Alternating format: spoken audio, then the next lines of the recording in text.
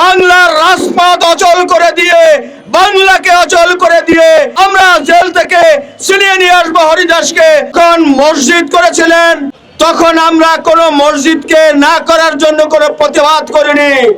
আমরা যখন একটি মন্দিরের একটি বিগ্রহ তৈরি করা শুরু করলাম, তখন আপনারা প্রতিবাদ শুরু করলেন, তখন বাধা সৃষ্টি করলেন, হয়রানি সৃষ্টি করলেন এবং সর্বশেষ প্রযুক্তি দিয়ে তাকে গ্রেফতার করলেন।